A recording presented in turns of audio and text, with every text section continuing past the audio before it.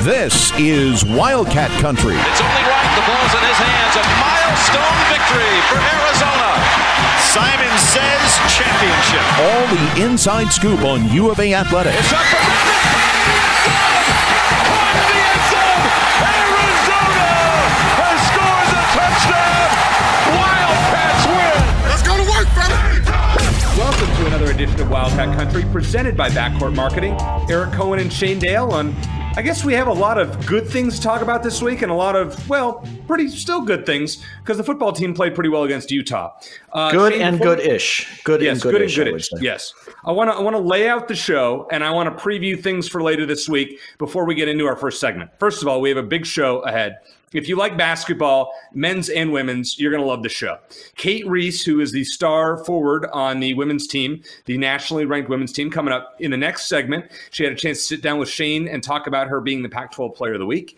And our friend Reggie Geary, who is the color commentator for the men's basketball team, as well as a former star player, NBA player, and assistant coach at Arizona, going to join us in the third segment. And Lauren Joffe, a.k.a. the Spin Zone, will be making picks with us in the last segment. So a rare three-guest show, Shane, and we are excited about it. Also, before we get into it, you and I are going to do a live stream on Friday night. The men's basketball team takes on Wichita State at 8 o'clock, and the football team heads to Pullman, Washington in what might be a snowy environment at 7 o'clock, and you and I will be on about 10 o'clock to recap everything, so that should be a fun Friday night. In the essence of time here, we're going to play a new game, Shane, for our first segment, and it's called Buy or Sell. And so I'm going to suggest three topics, one on each of the three main Arizona sports that we're going to discuss this week. And you tell me if you're going to buy my theory or sell it. Okay. So you ready? All right. So the football team, number one, I was there on Saturday. I made it back after my my 1 week hiatus. Unfortunately, I was bad luck. Yeah. But I did end up in a suite and met Reggie Geary, and so we're happy to have him on the show. I was impressed. It was a 2-point game in the fourth quarter after a block punt. Once again, terrible 2-point conversion. But it gave me faith, Shane. So first of all, buy or sell. Arizona can beat ASU a week from Saturday. I'd buy. I'm not saying will they. We'll get to that next week. Yeah. I was thinking about this over the last few days, and I tweeted out earlier this week that if it comes just down to raw talent, ASU will win that game. Yes. If it comes down to effort, I think Arizona wins. I think that Arizona is not giving up. They've played with an enormous amount of effort every week they've been out there. And you can't say that. I think it was kind of the opposite last year, really. You saw it kind of dip as the season went on in Kevin Sumlin's, thankfully, last season. But I'm thinking about the talent gap between the two teams, Eric, and you think about the upsets over the years. Typically, when there's an upset in this rivalry, it's Arizona beating ASU because in most years, ASU is the better football team. Correct. But you think back to 2016 and 2011, the two most recent big upsets that Arizona had over ASU. And 2016 is still their most recent win period. And the record disparity was big, but I don't know if the talent disparity was. In 2011, Mike Stoops was fired halfway in. They still had Nick Foles at quarterback, had a lot of talented running back. That was Kadeem Carey's his freshman year. Some good wide receivers, decent playmakers on defense, and they found a way to beat an ASU team that I think kind of thought they arrived. I think one of their players after the game said they thought they had arrived. 2016, it was a disastrous season in a number of ways. I still don't think the talent gap was that big, and I think that also had a lot more to do with ASU being dysfunctional at that point. I remember DJ Calhoun with ASU at the time talking about the coaches fighting on the sideline. So I have to go back to the last time I feel like the talent gap was this big and Arizona won was 2004, Mike Stoops' first season. Yes, and I rushed the field that game. Yep. Oh, did you? Okay. I did. Yes. And that was before smartphones, so we couldn't get any photos of that to use for ransom. I have one. I have one of me on the field. I do. You need to post it on Twitter this week. We'll post it on Wildcat. It's really blurry. It's not good. Wildcat. I don't care. We're going to post it on Wildcat Country. But in 2004, they won the game. ASU starting quarterback, and it was Andrew Walter got knocked out. Sam Keller came in, and Arizona held on to beat a ranked ASU team. That there was a legitimate talent gap between those two teams. I feel like the talent gap is about as big this year, and the game is in Tempe, so it's absolutely possible Arizona wins. I think they could play their best game, and ASU could maybe just kind of phone it in, and ASU could still win. I think the Sun Devils will have to shoot themselves in the foot at least a couple times in order for Arizona to win, which they've proven they're capable of. But in a long-winded answer to your question, can they win? Am I buying that? Yes, absolutely they can win, not only because I think this team with maximum effort is capable of beating half the teams in the Pac-12, at least on a given day, but we just know the nature of this rivalry, and stranger things have happened. So Shane did not pay me to do what I'm about to do on this podcast. But speaking of buying, we have books here. This is called, let's see, I got to position it in front of the camera. Rich Rod versus Graham, 6 Years of America's Most Intense Rivalry. You can find this and Shane's first book on Amazon. So check that out if you're watching the video version of the podcast here. Thank you, Eric. Thank you. You can put it down now. Thanks. Yes. Okay, there you go. So just wanted to point that out. I am also buying that, but I'm going to buy my own theory that Arizona can beat ASU a week from Saturday on one condition. I want to see ASU lose this week to Oregon State, lose that momentum that they gained in the fourth quarter against Washington, and I really don't care what Arizona does this week. I think you can throw out whatever happens against Washington State, and Jedd Fisch will have those guys ready to play.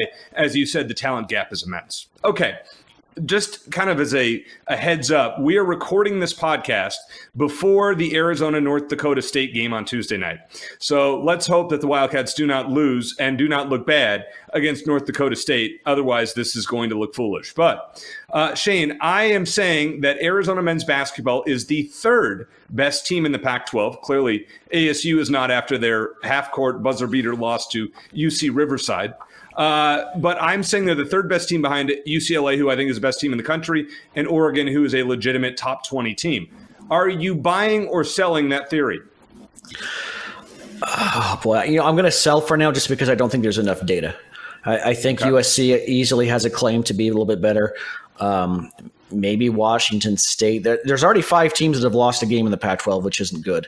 I actually thought ASU would be a little better, and then they go and I mean, regardless of that 70-foot buzzer beater against UC Riverside, even if that hadn't gone in, the fact that it was that close is concerning for them. And then they against North Florida the Monday night, they barely escaped them. I think it was North Florida. So I can't put them in that category. Certainly, Washington has a long way to go. Utah's facing a bit of a rebuild. Colorado, maybe.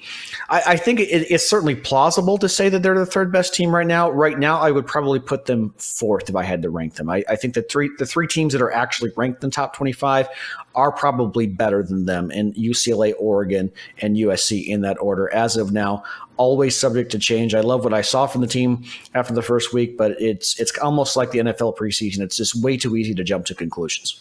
We don't usually give gambling tips on Wildcat Country, and I hope I don't go back to eat my words after the North Dakota State game, but the totals when it comes to Arizona games are low. Tommy Lloyd said after they played UT, Rio Grande Valley, something like that, that their goal is to average 90 points a game. The Arizona over-unders are generally in the 140s. So if Arizona drops 90, that means the other team needs to score in the 50s to cover that. I mean, to me, that seems like a no-brainer until the lines makers adjust. Just bet the over in every Arizona game and hope they shoot pretty darn good. They didn't hit it against NAU. NAU didn't do their part. Obviously, Arizona darn near covered, 3/4 of it against UT Rio Grande Valley or whatever they were. We'll see what they do against North Dakota State, and we will be back on with the live stream on Friday night against Wichita State. Okay, since we have Cate Reese coming up, Shane, buy or sell the Arizona women's basketball team, who just upset, I believe, a top 10 Louisville team. They have Final Four potential once again. Buy or sell? I will say, for the same reason, because we don't have enough data, I'm going to buy, because it's certainly possible. Here's one of the things, though, is, well, first of all, I remember there was a tweet that the NCAA women's basketball official Twitter page put out. It was a big upset in South Dakota because the game was played in South Dakota for some reason. And then Bendu Yaney with Arizona tweeted, not an upset.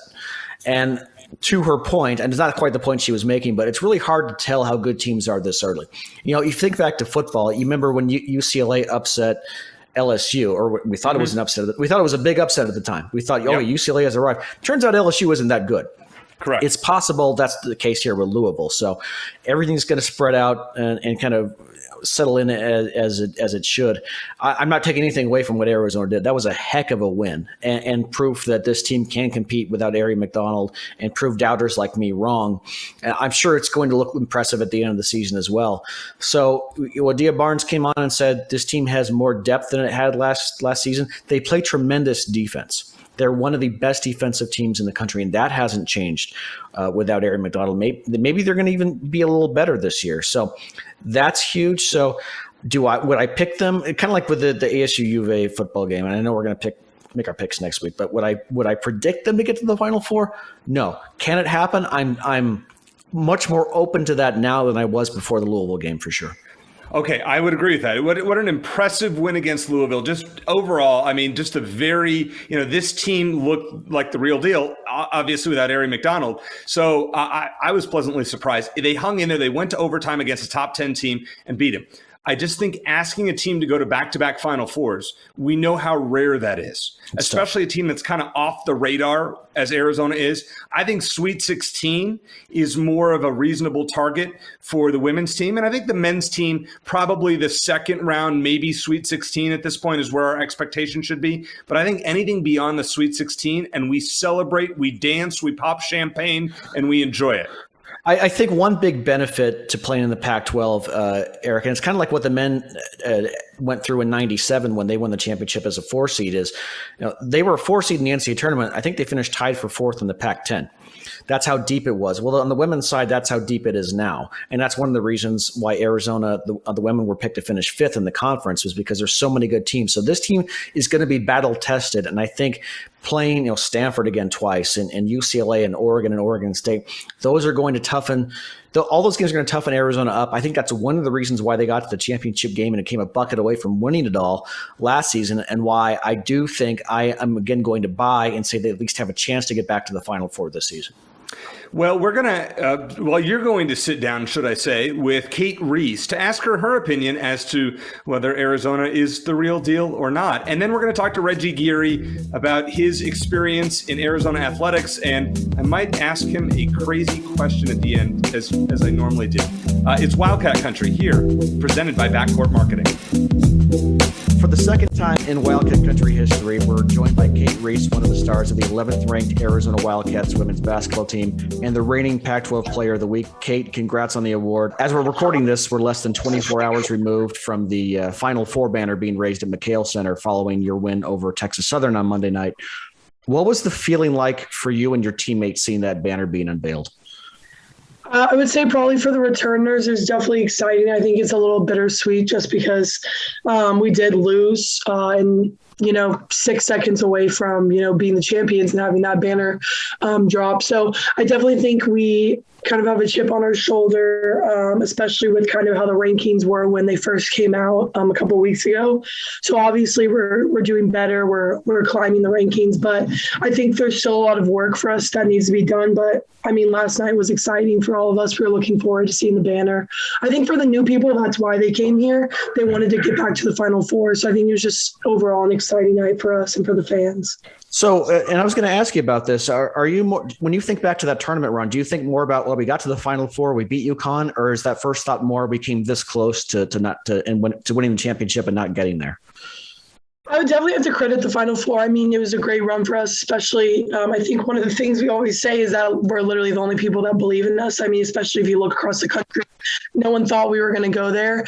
But I mean, yeah, I definitely do think about the Stanford game a lot and how we were so close to winning. I think, we had a little bit more that we could have done. I mean, it wasn't even the last shot. It was a missed free throw in the beginning of the game, a missed layup, whatever it was. But yeah, we're definitely looking to get back there and be able to kind of prove ourselves again. This team has gained a lot of fans over the last few years and has sold a lot more season tickets, certainly a lot more than when I covered the team almost 20 years ago. After dealing with fake crowd noise and cardboard cutouts for a year, what's it like having fans back at McHale? It's awesome. It's weird. I mean, last year, a lot of the games that we played kind of felt like scrimmages just because there was no one there. It was really quiet. It was just not the same energy, the same vibe, but it's exciting to have fans back, fans that I haven't seen in a year, especially being able to have my family back. They come to all the home games. So it's nice to be able to see them, have my sister there. So I'm excited to have the fans back. You're already one of the leaders on this team the last couple of seasons, but with Aaron McDonald moving on to the WNBA, I'm sure you were expecting to take on an even bigger role this year. Was there anything you did to prepare yourself for that in the offseason? I mean, I think I've always been like a good communicator. I feel like I've always kind of been like a leader, even if I wasn't necessarily doing it by communicating, but always by my actions. I think I'm a hard worker. So I think just in the off season, I was working hard, getting better at my 3-point shot, just so I could be ready this season to come on and kind of help take the load off from what Ari had left for us. Take us back to that big overtime win over Louisville in South Dakota last week. You were the star of that game, and I'm sure it's what earned you Player of the Week honors. Compare that performance, your personal performance in that game, to some of your other best games at Arizona. Where does that one rank for you? I mean, I would say it was a big game. I would say it's probably one of my top performances, just considering the players we were playing and not having Ari and, having to step up and be the go-to person. So I think that was a really big game for me. And I'm pretty proud of myself for that, but also just my teammates finding me in the right moments and believing in me to be able to do that for the team. I was at work while the game was happening, and I was going to watch the highlights later, but I'll admit I kind of went to a corner and snuck in the fourth quarter in overtime when I saw it was tied late. That was an incredible win.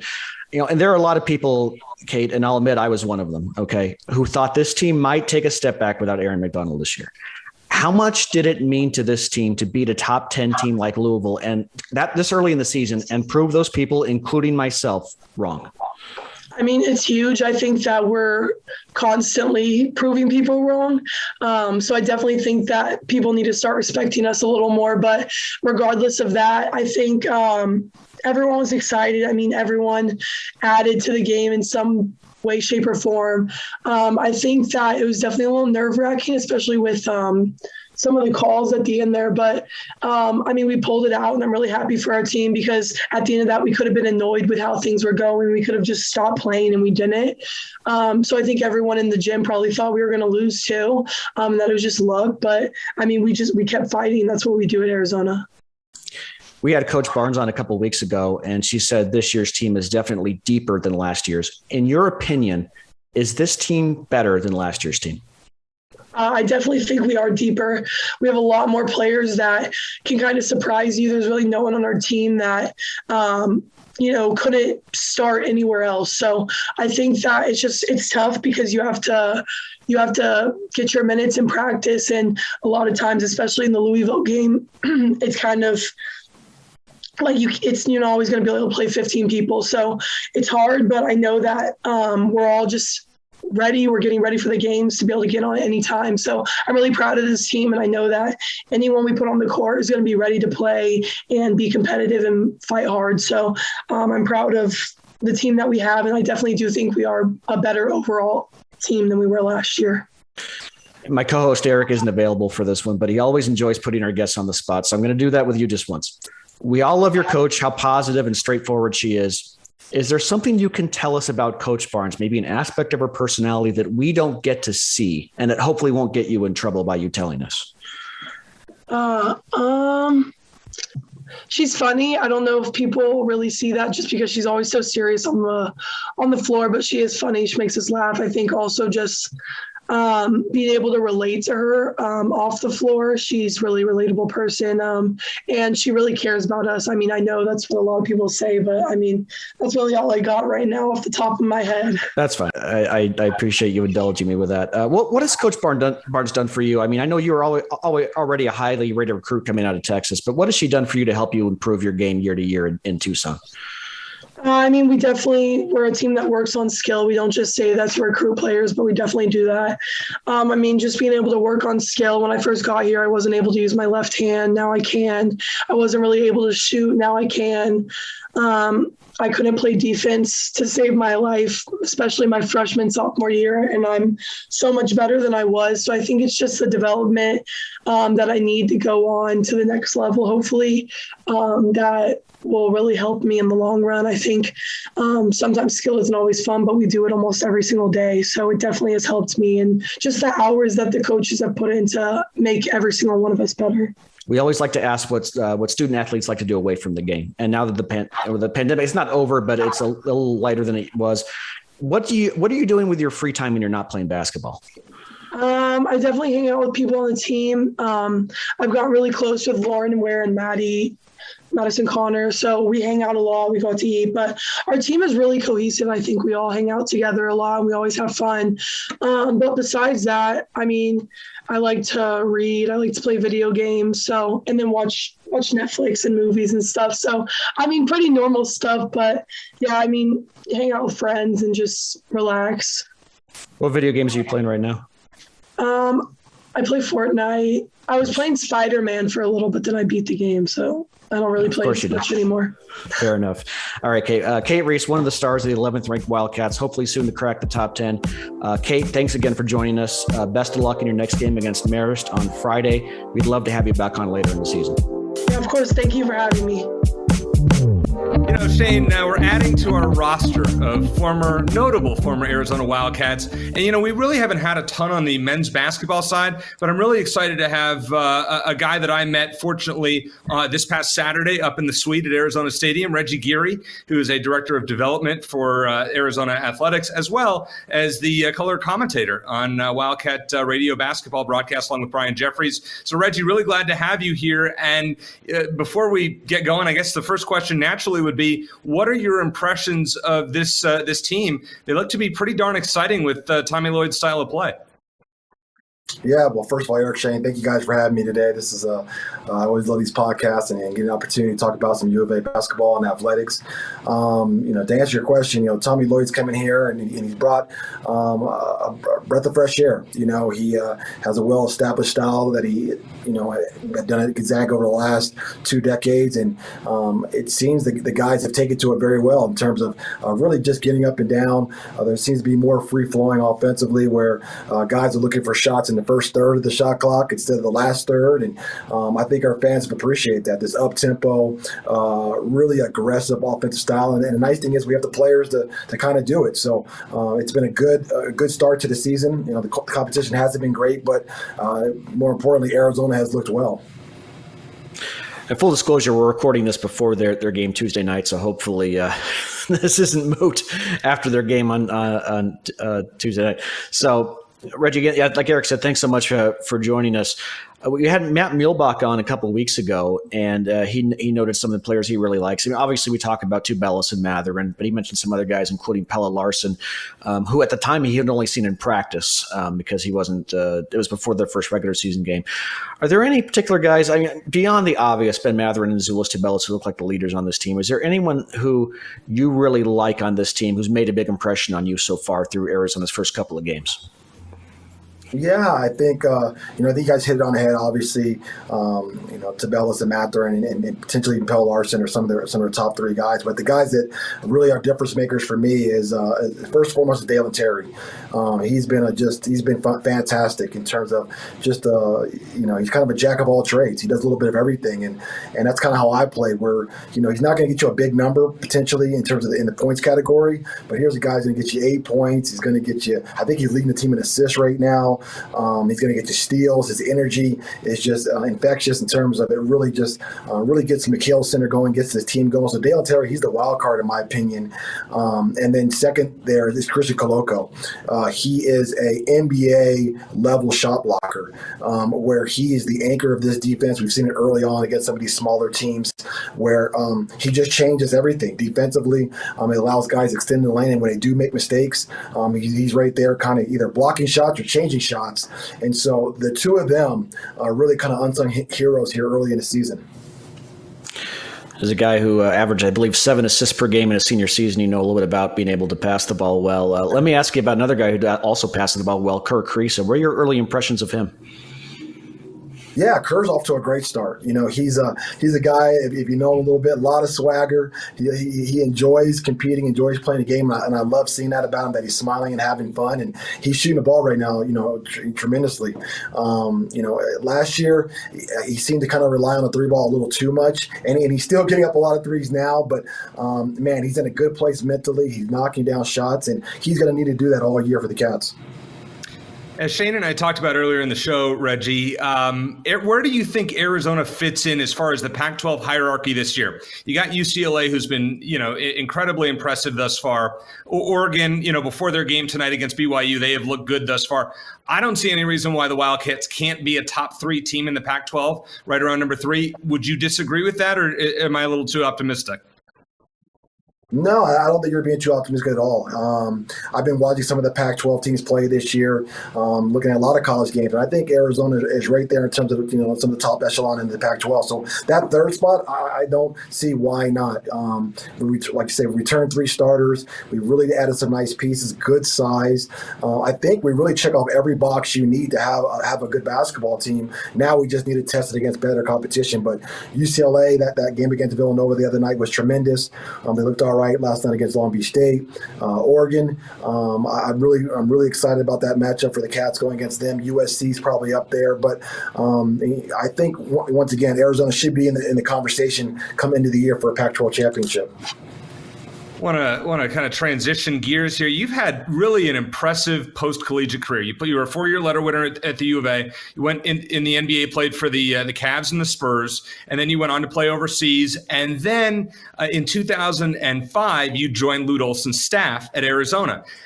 Just tell us what it was like, the difference from being a player under Coach O to working with him, and kind of what was your biggest takeaway or thing that you learned in both circumstances from him? Yeah, the whole player-coach dynamic is so different. When you're playing, Coach, he was a master in terms of instilling confidence not only in a group but in individuals. He believed in me from day one.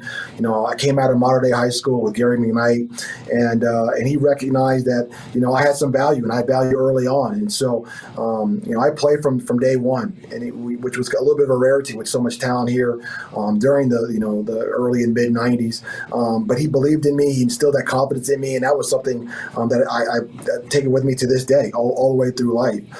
Just allowing me to do what I do best, and then working with them as an assistant coach. The biggest thing is how detail oriented Coach was. When you're a player, you have no idea how much time the coach put in the video room and in the conference room talking about the players and the schemes and the philosophies. You just have no idea, and so to see how detail oriented was, that he didn't just roll it out there, that there was a strategy, there was a methodology to what he was trying to accomplish. I was very fortunate to be in the room with him.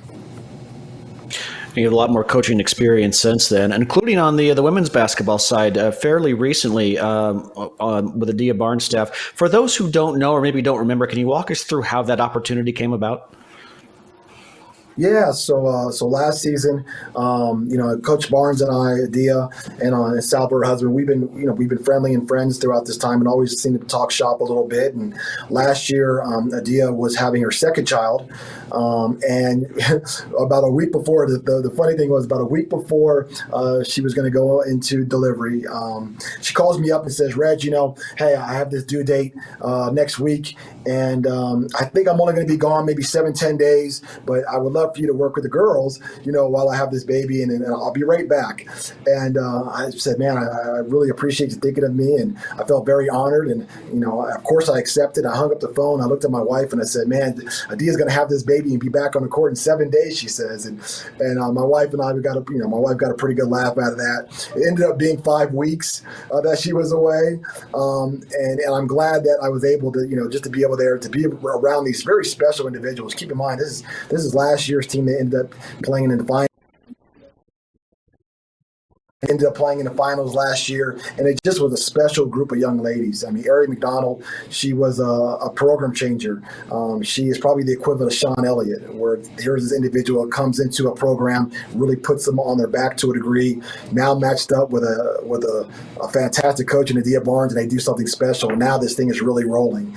But when you just go down the line of Sam Thomas, Cate Reese, there was Trinity Baptiste who was here last year, and the youngsters. It was just a special group, a special time. I was very, very honored and just blessed to have the opportunity to work with them. We're fortunate enough to have Cate on the podcast this week as well, so she'll be our other guest. So fantastic lineup we have this week. We appreciate you joining us as well. Let me go back to your playing days at Arizona, and you definitely are someone who experienced the highs and lows of the NCAA tournament. Your freshman year, I believe, the big upset to Santa Clara and some dude named Steve Nash. The following year, getting all the way to the Final Four. You just talk the nature of the unpredictability of that tournament, and then maybe did your experience, that bitter taste in 93 help get you guys even further and get to the Final Four in 94? Yeah, NCAA March Madness, it really is a madness to it. There's so many variables going into it.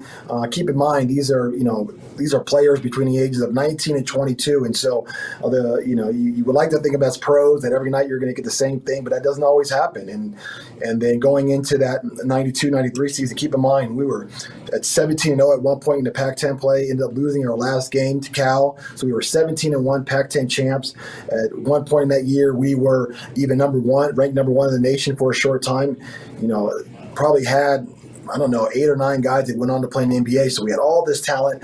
We really were rolling. And then we get to the Santa Clara game. And, people have to remember the year before I arrived, they had lost to East Tennessee State in the first round. So we go into the Santa Clara game. We've had a great season. Unfortunately, we lost our last game in the Pac-10 to Cal. So we have that in our mind a little bit.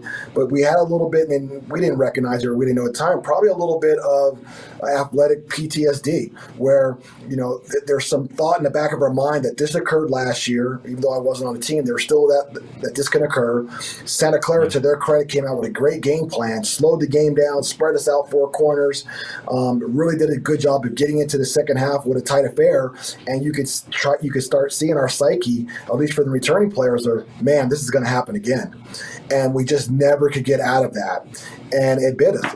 It bit us in the butt that year. Santa Clara got us, to their credit. And so coming back in 93-94, our Final Four year, that summer, in between those 2 seasons, we went to Australia. We had about a 30-day trip in Australia, and we really found a style of play. Coach Olsen started kind of looking at me, even though I'm only 6'2", as a 3-man. So we started looking at this 3-guard offense of David Stoudemire, Khalid Reeves, myself, Ray O's was the 4, and Joseph Blair was the 5. And we started finding a new identity. So now we have this new identity. We're going into this new season, and now we get to 93-94 NCAA tournament, and it just wasn't going to happen that year. We weren't going to lose in the first round. We kind of had our mind set up. We were healthy, and that experience just propelled us. And obviously, having Damon and Khalid wasn't too bad either. Yeah, I was going to ask you, even before Shane's question there, Reggie, about the regional final in 1994. You guys were facing the number 1 seed Missouri, and ironically, that was your biggest victory of the tournament. You won, or your second biggest victory. You won by 26 in the first round, 13 in the second, 12 in the third, and then you beat them by 20. And you had a pretty darn good game, 14 points, 6 rebounds, and 5 assists. What do you remember about that Arizona-Missouri game to advance you guys to the Final Four? Yeah, I just remember, like I say, we were rolling. We had just beat Virginia in the previous round a week before. We were coming in feeling good. Obviously, Damon and Khalid gave us a lot of confidence, but I just thought we were in LA at the LA Sports Arena, which I never lost in high school, college, or pro, so I'm feeling good about that already. And we get in there, and even though Missouri was number 1, they were on the West Coast, so it was a little bit of a U of A home game. We got off to a good start. I played well, and in all honesty, not to be disrespectful, they just didn't have a chance. We just got into them early and just never took our foot off the pedal. And then the next year, it happened again. And, just kind of while we're going down it, Shane talked about the Santa Clara game. Then you guys go to the Final Four. And the next year, I know the expectations were sky high, and you face Miami of Ohio. And I kind of remember that run. I remember watching that game just being confused, like, where's Miami? I know Miami, Florida, but Miami, I guess, obviously Ohio. What the heck happened in that game? Yeah, that was just another tough night. That junior year, it was just a really funky year. We were having some guys going in and out with some NCAA stuff. I was injured. I got injured in the Rhode Island game about halfway through the season and pretty much played the rest of the season about 75%. And Miami, Ohio, keep in mind, that game was in Dayton. And so we talked about us having a home game against Missouri. When we walked into the arena, it was a home game for Miami, Ohio, who had a pretty good team that year. It wasn't our strongest team, and we did not have a good night. And it just happened again. And I appreciate you guys bringing these two games up. I pretty much blacked them out. I hadn't thought about it until today. So I appreciate you bringing them up. But, hey, it happens. It happens. It's part of the term. It's part of growing up. We learned from it. And the next year, we tried to make sure it didn't happen again and had a pretty decent run. Just talk to the unpredictable nature of the tournament. The Santa Clara loss, then going to the Final Four, and then winning the whole thing as a 4 seed. And I know that they did the year after you were done in '97. But let me ask you, Reggie, your son Quincy, I believe, is following in your footsteps. He's a point guard at Catalina Foothills, I think. How is he doing? Does he have plans to play college basketball himself? Yeah, thanks for asking. I have two boys, Quincy, my 18-year-old, and then Wesley, my 14-year-old. Quincy's the basketball player, as you mentioned. And, he's playing for Cat Foot for Doug DeMore up there. Last year, they were 5A champs, so it's a good program. And he had a good summer. He played with one of the Arizona teams up in Phoenix, so he got some good exposure there. In terms of playing college basketball, we're going to see. It's kind of up to him. He has some Division II looks. Maybe a couple of Division I schools have talked to him about being a walk-on opportunity. But right now, I'm just hoping and praying, after COVID and having no fans at games last year, that this year, not only my son, but all the seniors this year, just have a great time, have fun, and get through the season with no issues. And then we'll kind of see what all that means. If it means college basketball for him, fantastic. If it means he just goes to college and plays rec ball, I'm happy with that too. Last question for you, Reggie, and again, we really appreciate you taking time to join us. Very important question for you, and just be honest with me. Do you miss the old Cactus logo on the McHale Center floor? Oh, man, of course. That Cactus logo, I have T-shirts and hats. I rock them all the time. We never should have got rid of that. That's a staple. And it's funny. Anytime you wear a hat or wear something with on it, people always walk up to you and want to remark. So maybe we'll go back to it. But, yeah, it's just part of our brand that, I love just with the blockade and everything else. But that cactus is pretty cool. All right, my last one, Reggie, and yes, it is random. It's going to be more random than Shane's last one. The other week, Shane and I did a live stream, and I was bagging on Joe Lunardi from ESPN because he has a vendetta against Arizona for something that happened in 1996, January of 1996, when you guys were supposed to go to Philadelphia and play St. Joseph's, and that trip didn't happen. What can you tell us about how that all went down? Kind of unpack that for us. Yeah, well, it's funny that Joe's still talking about they're still holding that grudge. He acts like they were going to win. No disrespect, they were not. But, it just transpired where here we are in 80-degree Tucson, Arizona. We were supposed to fly to Philadelphia, and it was like a snowstorm and everything else. There was advisories, and Coach made the business decision that we weren't going to go, that it just wasn't worth it. And we were behind them 100%. Obviously, they weren't too happy about it, but safety comes first and when it comes to college athletics, and we would have loved to have gone there. I was looking forward to playing in Philly and playing in those great basketball arenas they have there and really putting on a show, but it didn't happen, and those are just one of the things that happen in college sports. And there you have it right there. Shane, we finally got the true story of what happened 25 years ago. That Joe Lunardi still holds a grudge against Arizona, and that's why he normally ranks lower in his bracketology just because of that. So, Reggie, really appreciate having you on. We'd love to have you on again during the season. Great insight and great memories from your playing days. Great to meet you on Saturday, and look forward to talking again soon. Definitely. Thanks again, guys. I really appreciate it. Everybody go to Instagram at Reggie Geary and follow me. I would love to see that. Come to the games. It's a special time for Arizona athletics. So thank you, guys, and bear down. I want to read you a message from Josette, a small business owner in Scottsdale. Josette says, Backcourt Marketing created a social media strategy for all of my gyms. They post engaging content every day and have really brought up the analytics on all of my pages. We meet to go over marketing ideas every month, and I really appreciate their personalized approach. That, in a nutshell, is the kind of return on your investment that you can expect when you trust Backcourt Marketing to fulfill your company's social media needs. This is a company that helps businesses reach their target audience online and build a brand that will crush the competition. They're a dedicated, knowledgeable team of brand advocates, designers, and creative writers who will help take your business to the next level. Make sure to get your business noticed. Call 480-744-6173. That's 480-744-6173. Or email team, TEAM, at backcourtmarketing.com to get started. And remember, Backcourt Marketing is the marketing agency for those who love competition. Shane, what an all-star show that we put together this week. Cate Reese, first of all, having her on was great. Coming off being, Pac-12 Player of the Week. But what was going on with her voice? Sounded a bit off. She's hoarse because she talks about being a vocal leader, and she just had a game, 12 hours before. So yeah, she obviously is.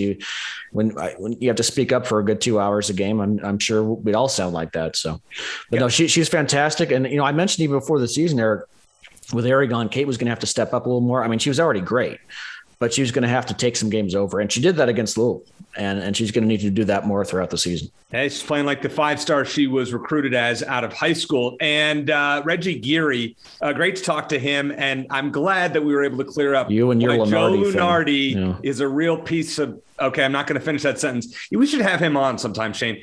Actually, you think there's any way he'd come on with us?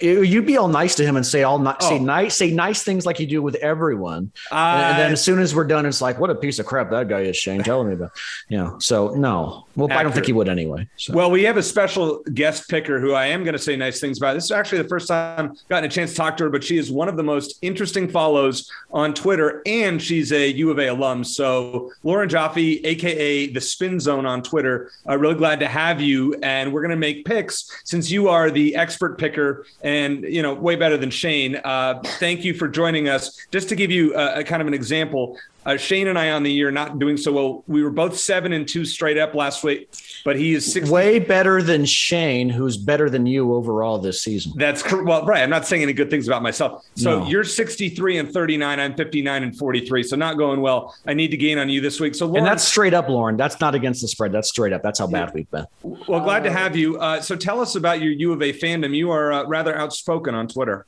Yeah, I mean, I live and breathe U of A. It was like the best 6 years of my life. No, I'm just kidding. No, I love U of A. I mean, when I was in LA, it was a lot easier to go to events, whatever games there were. But I mean, a huge fan. I argue to the death. I mean, I'm all just right. So what is your most, of all the people you argue with on Twitter, which fan base annoys you the most? I mean, it's too easy to say ASU because it's usually the same argument back and forth. And at this point, I just don't even, I'll just ignore them because I just, Yeah. Utah is pretty bad. BYU are pretty bad. So you're saying Utah and BYU deserve each other? Yeah, they really do. I don't know. I don't know what it is about those two fan bases, but neither one is great. I mean, I'll admit that this year I've done a lot less chit-chatting back and forth with people because, I mean, what can I say? No, yeah. 1-9, there's really not much to say. But we can say this, that Utah owns the state of Arizona, combined they're 4-0 against the Arizona teams. So, not much we could say. The Wildcats gave a good fight against both BYU and Utah, but not so good, obviously, this past weekend. All right, Lauren, we got 10 games for you. Sure. Shane and I are going to pick them straight up. You can pick them against the spread and straight up, however you want to do it. We're going to start with a game that I think has sneaky upset potential. And I know some people will kind of question me for choosing it. SMU at Cincinnati. SMU has 2 losses, Cincinnati undefeated. Is this the week the Bearcats are out of Final Four consideration? I don't think so. I think that I think Cincinnati is going to win this game. They have some obvious problems. They're not like huge as compared to some others. But I mean, I just don't see them being able to actually get upset by SMU. I just don't see it. Now SMU might cover. Okay. Yeah. But I don't think SMU wins outright. I just don't. All right, Shane, can we be done with Cincinnati yet, or are they going to survive for another week? As much as I'd love to see Cincinnati in the college football playoff, it would be a breath of fresh air, and it's ridiculous that Oregon's ranked ahead of them. I think this is the week where they stumble. Oh, really? Sonny Dykes has SMU's offense rolling. Tanner Mordecai, their quarterback, has been on a tear. Yeah, Cincinnati hasn't looked especially impressive over the last several games. They win, but the college game day came, they just inched by. Who did they play that week? But it was a close game. It wasn't Tulsa. I think it was Tulsa the other week. Yeah, you're right. Yeah. So I'm going to go with the upset. I'm going to go with SMU. All right. So another team that got upset last week was Oklahoma. You and I think you had Baylor, right? And I did. Yeah, you had Baylor. I had whoever won. I had that game. Yeah. Yes, you did. So I'm going Oklahoma at home. Shane, are you going against your Sooners back-to-back weeks? Or are you my Sooners? No, I thought they were overrated to begin with. And I don't think they were ever a college football playoff worthy team. But I think they bounced back and beat Iowa State. I think it's going to be a close game. But I think if this game were in Ames, I might be tempted to go with the Cyclones. But I'm going to go with OU at home. Lauren, Brock Purdy is from Arizona. This is his chance to really get back kind of on the national stage. Do they pull the upset in Norman? You know what?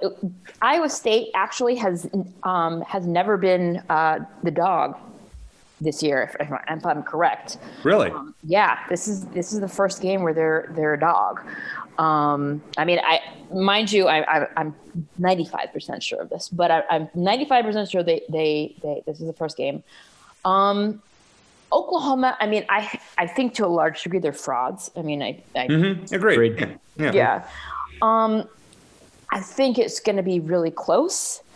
Gun to head, I honestly, I'll root for Iowa State. Oklahoma's not that great against the spread. I don't know. I would have no bet, but if I have to pick one, I say Oklahoma wins. Okay. All right. So I think we're all going to agree on the next one. Michigan State is in the top 10. They've had a nice year. Ohio State has the best offense in college football. The Buckeyes roll, right, Lauren? Should be easy. No, I don't think so.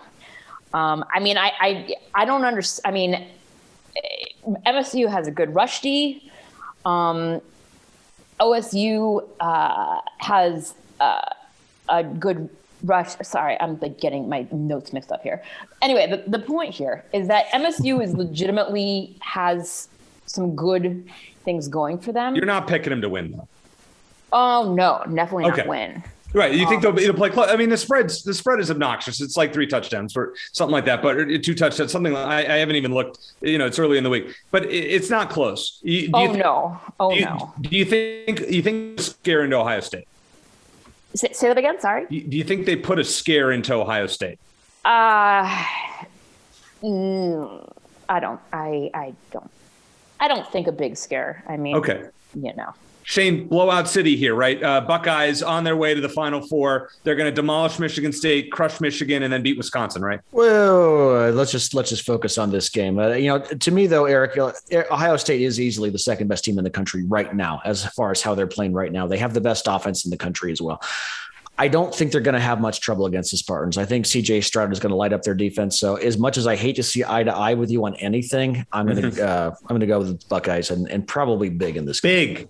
Big, Shane, big. Ohio State, big. I threw this one in there just because it's a weird game. Clemson has been such a disappointment. Their offense stinks. Wake Forest has no defense, but their offense is probably second best in the nation behind Ohio State. Wake Forest goes to Clemson, Death Valley. Who comes out with the win here? Lauren, I'll start with you.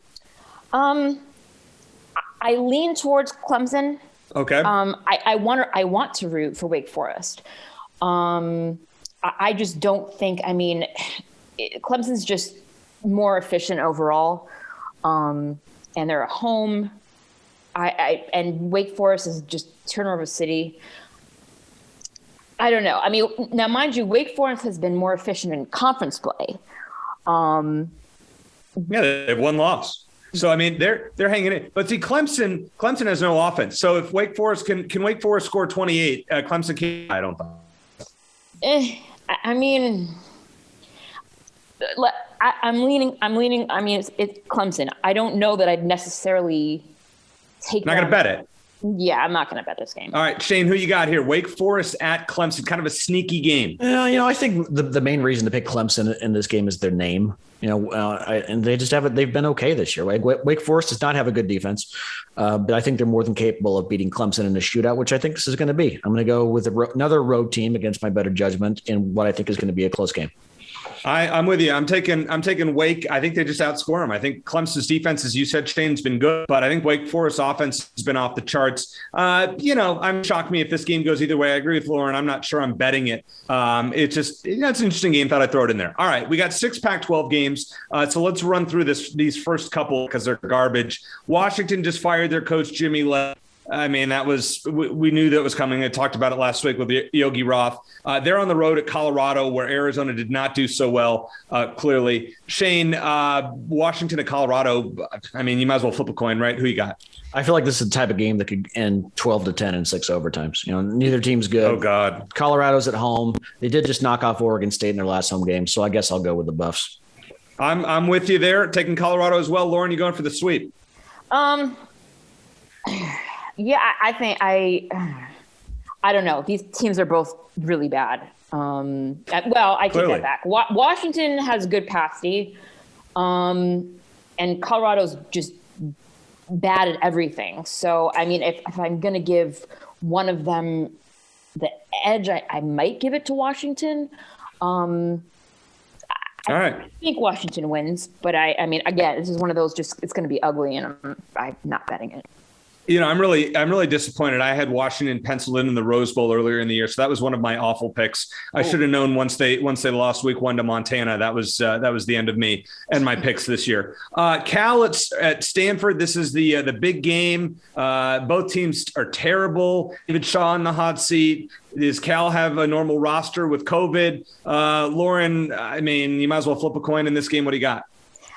I mean, in my notes here, my notes under Stanford is just horrid at everything. I think Stanford covers. I think they cover, but I mean they're both terrible. I honestly, I could see this game going either way. As crazy as that is, they both stink. Yeah. Right. Shane, Stanford didn't play Arizona, but Cal did, and they lost. I guess that you have to give the edge to Stanford just because of that. I don't know. I mean, I feel like Stanford's the worst team in the Pac-12 right now. I mean, if you're doing power rankings, I mean, standings wise they're not, but power rankings, I think straight up Arizona could beat Stanford right now. So I think a Cal team, even missing however many players are going to miss, I have to go with the Bears. I am too, Shane. I'm going with the Bears as well. I just have a feeling that they've had a week off. They're rested, and Stanford's season has gone down the drain. So we'll skip that. We're not going with Stanford. Sorry, Lauren. We're disagreeing with you there. All right. So this is another crosstown rivalry. And by the way, let me just go on record saying I don't like playing rivalries before rivalry week. I think it's garbage. Yeah, I agree. I think we can all agree on that. UCLA and Chip Kelly and his tenuous job status goes on to see who is starting freshman Jackson Dart, who came in against Arizona and looked pretty good. I believe when he played. No, he was against ASU. He played, and they played quarterback roulette, which is kind of a bizarre thing. Dante Williams doing some weird things at USC. I think UCLA goes on the road and wins this game. Shane, do you agree with me? Yeah, for whatever reason, USC gives up a ton of points at home, including 34 to Arizona a few weeks ago. I know they're coming off a bye, but I like the Bruins to win in spite of Dorian Thompson-Robinson, who is still not a good quarterback. No, he's not. Lauren, USC, as Shane mentioned, has not been very good all year. In fact, I believe their only home Pac-12 win is against Arizona, and that's not saying much. Well, my only thing is that USC's got a pretty good pass offense. And UCLA has a terrible pass defense. And USC, they 59% of their plays are pass plays. So, I mean, if they can stick to that, I think they might have a chance to upset. Pull the home upset. Okay, now here's my 5-star game of the week, and I'm going to save my pick for last. This is my absolute lock. Oregon at Utah. Lauren, I'm going to let you go first. Make a pick. This game impacts everything. If Oregon finds a way to win, the Pac-12 could make themselves a bunch of money with them in the Final Four. And if they lose, then we can all blame Utah. Who you got? I'm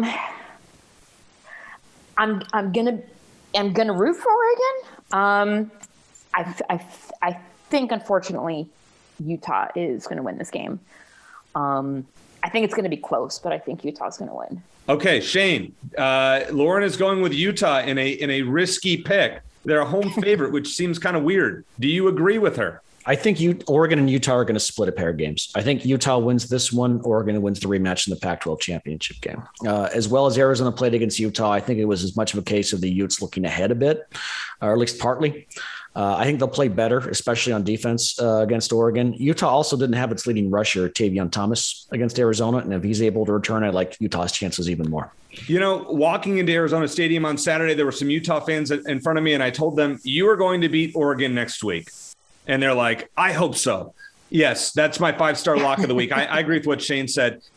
Utah's winning this game, and I think Utah wins fairly convincingly. They have been a very good home team of late, and I agree that they're probably going to face each other in the Pac-12 championship game in a few weeks. As long as Utah does not lose to Colorado next week, as well as Oregon, then they'll face off again in 2 weeks. I'm going with the Utes by double digits. How about that? Wow. Yeah. Okay, now we got 2 more games left. The first one is kind of an interesting one because, Shane, you remember historically 2014, ASU went to Oregon State, I believe, before they played Arizona, and things did not go well for them. They lost, and then they lost. That kind of took them out of the college football playoff running, right. and set up what ended up being the Pac-12 championship semifinal against Arizona in that wild 42-35 game. So ASU going up to Oregon State. You never know what the weather's going to be like in Corvallis. And this is probably the best Beavers team in a decade. Shane, who you got? Yeah, this used to be a classic trap game, but Oregon State's legitimately good. They're perfect 5-0 at home this season. And ASU was just good enough to phone it in and win at Washington. I don't think they're good enough to do the same at Oregon State. I'm going to go with the Beavers. All right, Lauren, you can't possibly pick ASU when you're on a U of A podcast, right? I'm of course not. Okay, just wanted. Yeah, no, I mean never. I mean now, mind you, usually ASU games, I tend to stay away from it if I have a lean towards them because I can't fathom rooting for them, even if it's for money. Like I just can't do it. But I do. But I think OSU wins this game. They both played Utah. ASU lost to them. Oregon State beat them. And if I'm not mistaken, I think that was their toughest opponent for both of them. I think you guys would know better than me. But I'm going with the Beavers at home. Going with the Beavs. Lauren's going with the Beavs. I'm going with the Beavs as well. I can't pick ASU. They didn't look good for 3 quarters against Washington. You know, that was a game they should have lost. Washington, puked that away. But Lauren, Shane almost jinxed you out of a bet last week. Speaking of ASU. I didn't jinx her. That was an emotional roller coaster that last minute because Washington, the spread was 6, right? Can you explain Lauren, can you explain the double backdoor cover that we saw in that game? In the final minute last week? Oh God, and now this, mind you, I was half asleep because of course it's later there, yeah. But I mean, I had all but turned the game off because I just said, okay, this game is finished. But they had, God, I'm trying to remember. You're putting me on the spot to actually remember the game. But it was there was like hardly any time left, less than a minute, I want to say. Washington had the ball. It was, at their own, 10-yard line.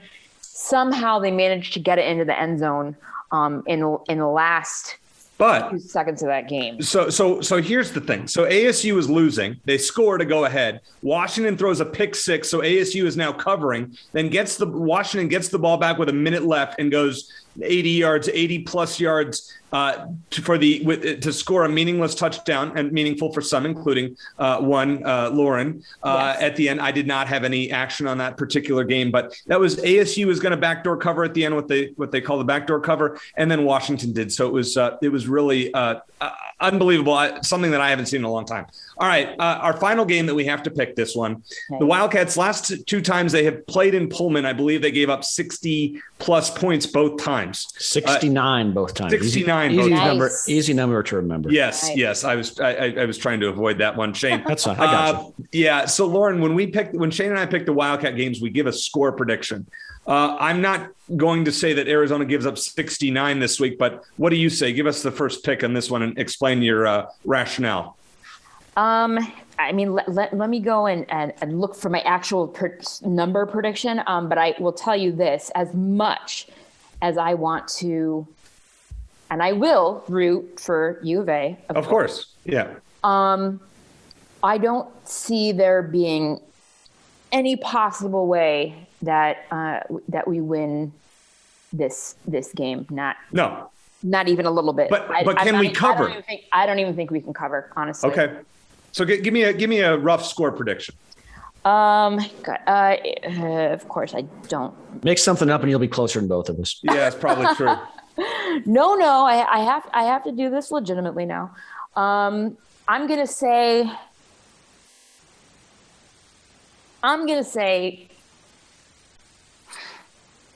16. I mean, I know. Okay, let's go 17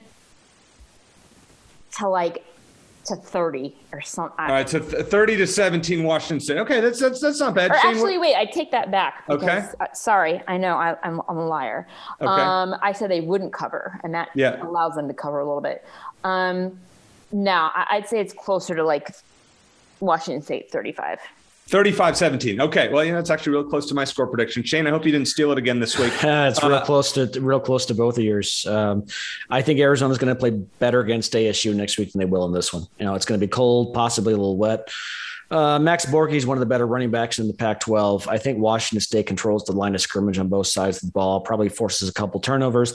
The score I have in front of me, and I promise not stealing it from either one of you, is Washington State 38, Arizona 17. Okay, well, that's all right. So we got 35-17, 38-17. Listen, I'll be honest. If there's an Arizona football result that I really don't care about, this is probably the week. Doesn't matter what you do this week. I don't care if you lose 69 zip, as long as you come back and give ASU a fight next week, right? I think we can all agree on that. Absolutely. Yes, it's not going to be that close. Washington State's going to win this one convincingly. Cougars 34, Arizona 13. Sorry, but true.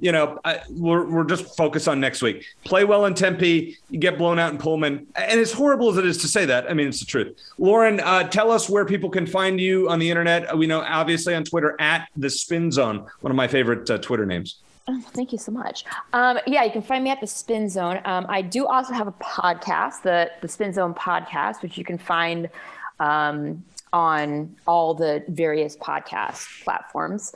And my website, which is a little technically disabled right now, but it's the website is the Spin Zone, and it will be back. And that's where you can find me. And that is one of the most creative names, as we said, on Twitter, which is awesome. So we really appreciate you joining Shane and I for picks. Want to thank Cate Reese for talking with Shane earlier. Reggie Geary for coming on with us. Great interview with him. Our friends at All AZ Sports for producing the podcast. And, of course, our sponsor, Backcourt Marketing. Check them out at backcourtmarketing.com. And follow along with them on Friday night night when Shane and I do a live stream with the Wildcats playing Wichita State in basketball at 8 o'clock our time and Washington State in football at 7 o'clock our time. Shane and I are going to go on probably around 10. So come and join us, hang out with us, and we'll have some cool tweets from Backcourt Marketing on there. So we'll get some laughs, and let's hope we got a win in basketball and at least an entertaining game in football. So for Shane Dale, I'm Eric Cohen. Thank you for listening, and as always, bear down.